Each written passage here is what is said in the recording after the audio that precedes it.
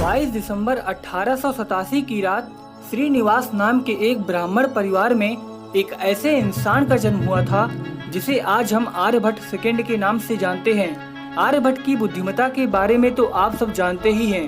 बीते हुए सदियों में अगर कोई ऐसा इंसान हुआ हो जिसे हम आर्यभट्ट के समान तुलना दे सकें तो वो यही हैं। ये कोई और नहीं बल्कि हमारे भारत के महान गणितज्ञ श्रीनिवास रामानुजन जी हैं। इन्हें आधुनिक काल के महानतम गणित विचारकों में गिना जाता है। रामानुजन ने जितनी भी थ्योरम्स और इक्वेशंस आज दी हैं उनमें से बहुत सारी तो आज भी पहेली बनी हुई हैं और कुछ ऐसी हैं जिसे हम समझ पाए हैं उनमें से कुछ का प्रयोग आज हम ब्लैक होल के बिहेवियर को समझने के लिए यूज कर रहे हैं। रामानुजन जब 8वीं कक्षा में थे तब वे इन्फिनिटी सीरीज और ज्योमेट्री के बारे में काफी कुछ जान चुके थे। इससे आप उनकी बुद्धिमत्ता का अंदाजा आसानी से लगा सकते हैं। यकीन मानिए इनके बारे में जानकर आपको अपने भारतीय होने पर गर्व होगा।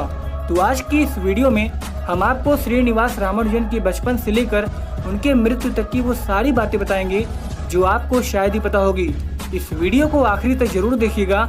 अगर पसंद आए तो इस वीडियो को लाइक करिएगा। 22 दिसंबर 1887 की रात जब श्रीनिवास रामानुजन का जन्म हुआ तब उनके पिता रात में ही एक ज्योतिषाचार्य के पास जाते हैं। ज्योतिषाचार्य का मतलब अगर आपको नहीं पता तो ये जान लीजिए कि ज्योतिषाचार्य उसे कहते हैं जो ग्रहों और नक्षत्रों के बारे में बताते हैं। हिंदू धर्म में जब किसी बच्चे का जन्म होता है तो उसकी कुंडली बनती है। ये कुंडली एक तरह की पत्रिका होती है जिसमें उस बच्चे के भविष्य के बारे में कई अहम बातें लिखी होती हैं। आपको बता दें कि विज्ञान कुंडली जैसी किसी पत्रिका पर विश्वास नहीं करता, लेकिन सदियों से चली आ रही कुंडली वाली प्रथा को नकारा नहीं जा सकता क्योंकि इस कुंडली में लिखी हर बातें सच साबित हो जाती हैं। इसे देखकर विज्ञान कहता है कि ये एकमात्र कोइंसिडेंस है, पर हर बार कोइंसिडेंस हो ऐसा कभी नहीं हो सकता। श्रीनिवास रात में उस ज्योतिषाचार्य के पास इसीलिए गए थे ताकि वे अपने बच्चे यानी कि रामानुजन के भविष्य के बारे में कुछ अहम बातें जान पाएं। तभी वो पंडित श्रीनिवास से कहता है कि श्रीनिवास, आपका पुत्र रामानुजन लंबी आयु नहीं जी पाएगा। यह सुनकर श्रीनिवास का मन बहुत दुखी हुआ।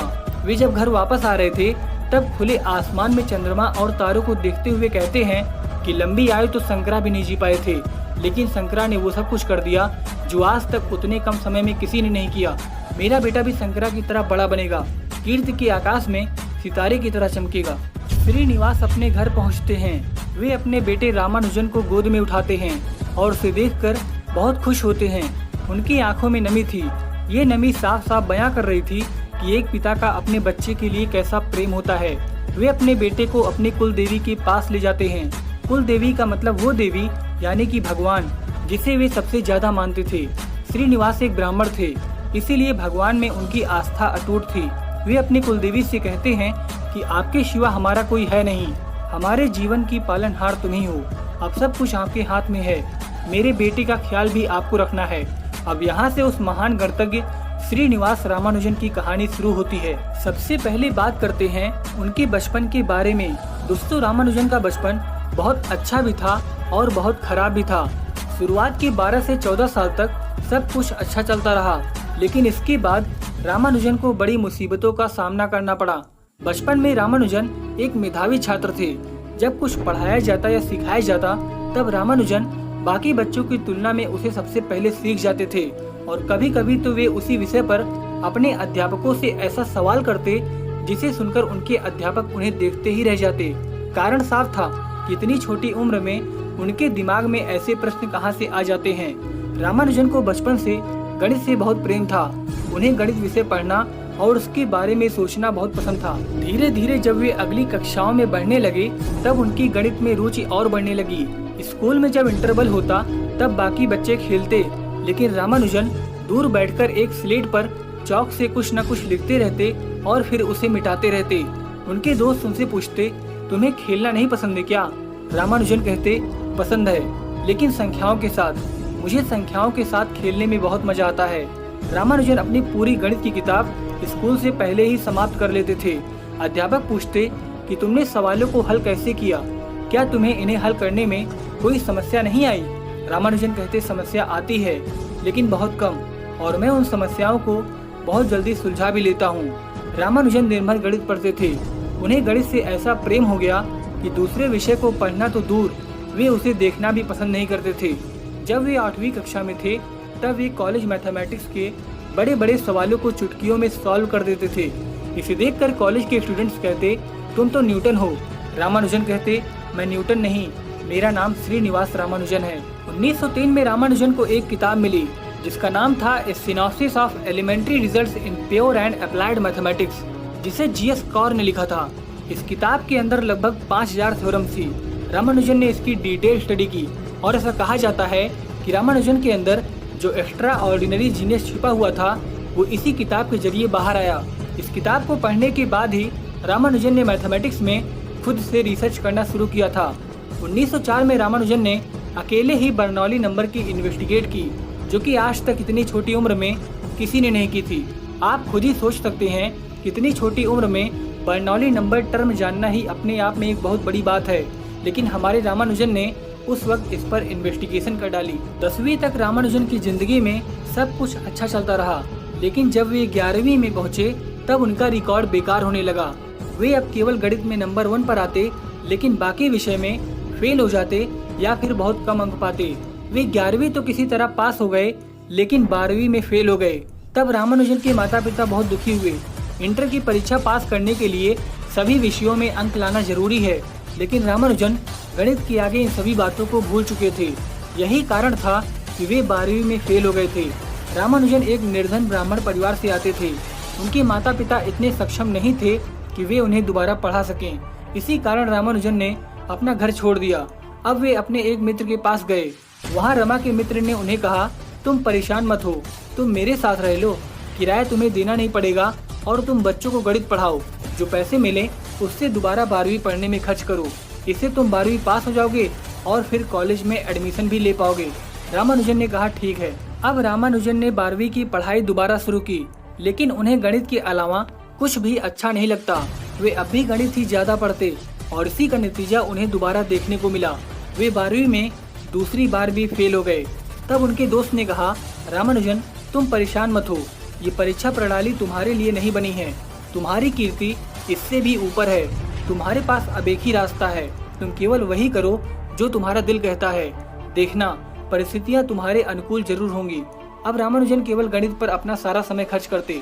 वे दिन भर गणित लगाते और फिर निष्कर्ष लिखते। उनके पास एक ऐसी कॉपी थी जिसमें उन्होंने कई निष्कर्ष लिखा था और बहुत सी रिसर्च उन्होंने खुद से की थी और इससे भी उन्होंने इसी कॉपी में लिखा था। एक दिन वे अपनी इसी कॉपी को लेकर इंडियन मैथमेटिकल सोसाइटी में पहुंचे। वहां उन्होंने अपने रिसर्च वर्क को दिखाया। मैथमेटिकल सोसाइटी ने उनके काम को देखने के बाद उन्हें एक लेटर दिया और उनसे कहा कि आप इसे लेकर मद्रास पोर्ट ट्रस्ट में जाइए, वहां आपकी जरूरत है। रामानुजन बिना देर किए मद्रास पोर्ट ट्रस्ट में पहुंचते हैं।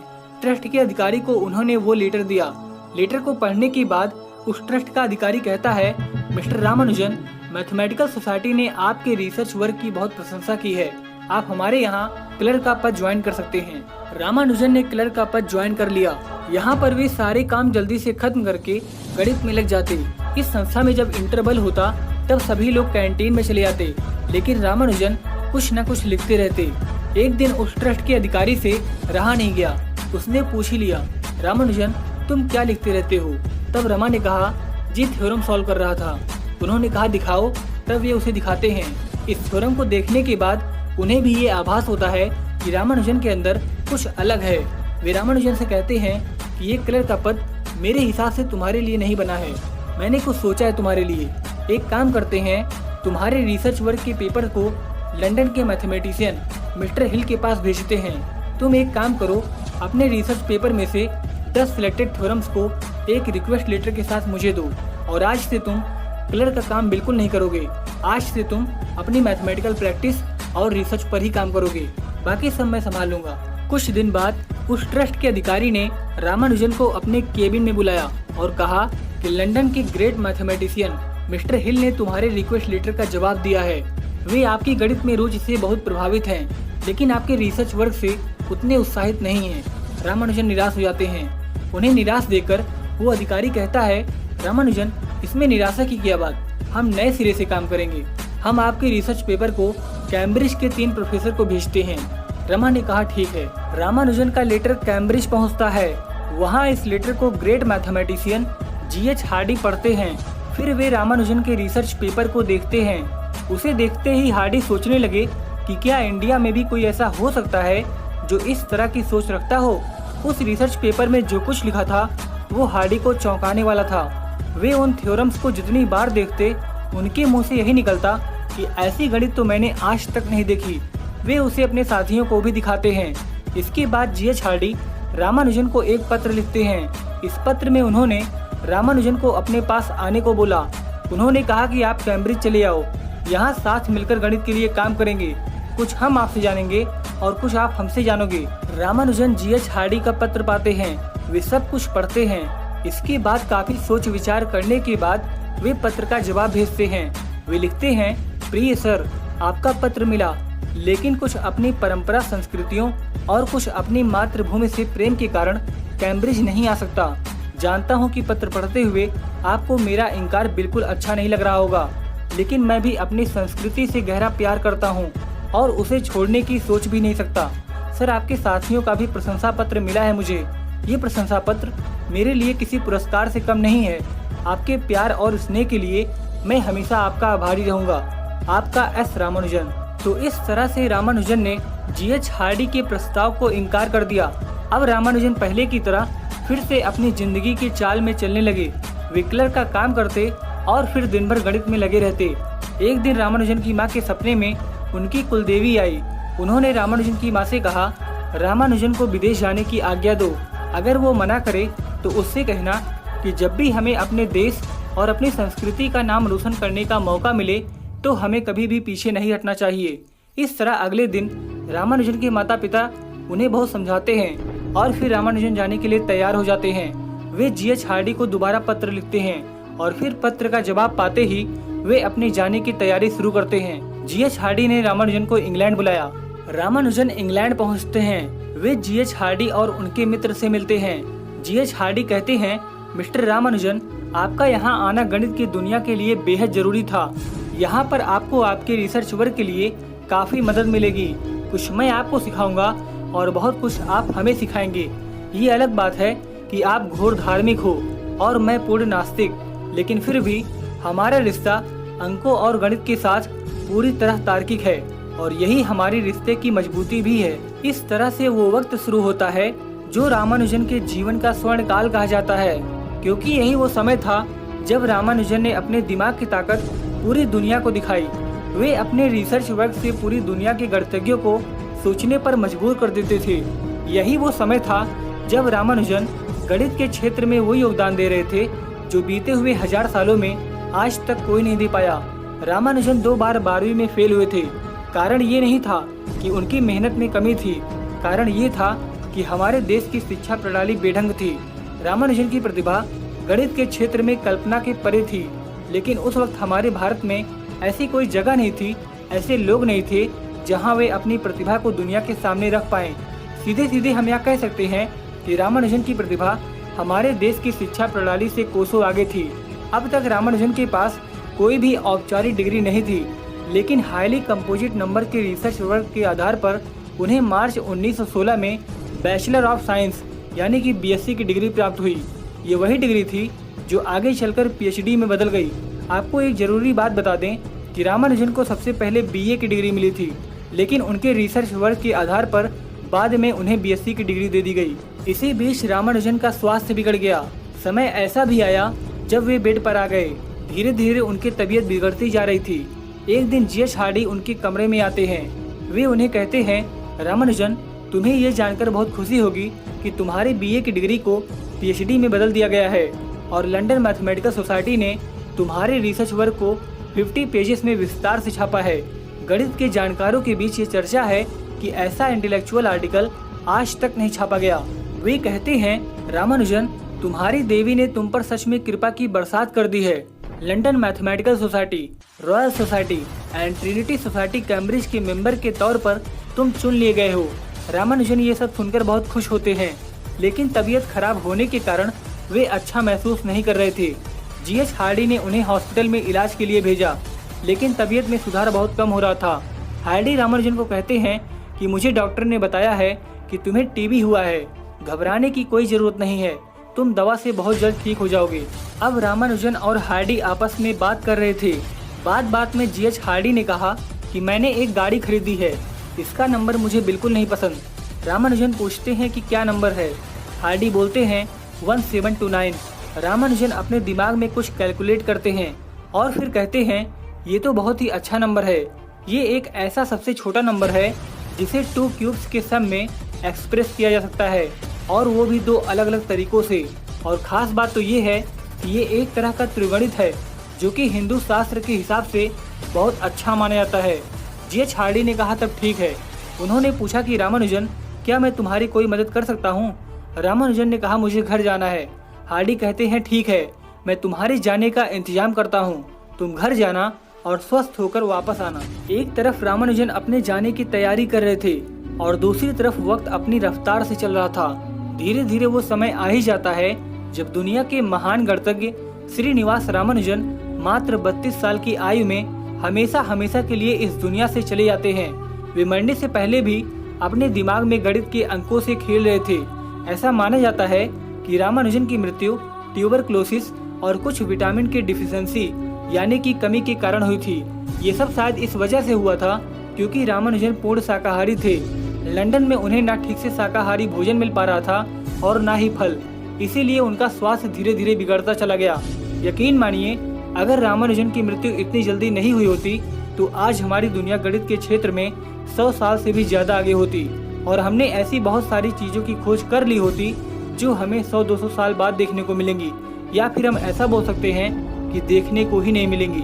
दोस्तों, रामानुजन को दूसरा आर्यभट्ट कहा जाता है और ऐसा कहा जाता है कि आर्यभट्ट ने इस धरती पर दोबारा जन्म लिया और वे इस बार श्रीनिवास रामानुजन के नाम से पूरी दुनिया में अपनी पहचान बना गए।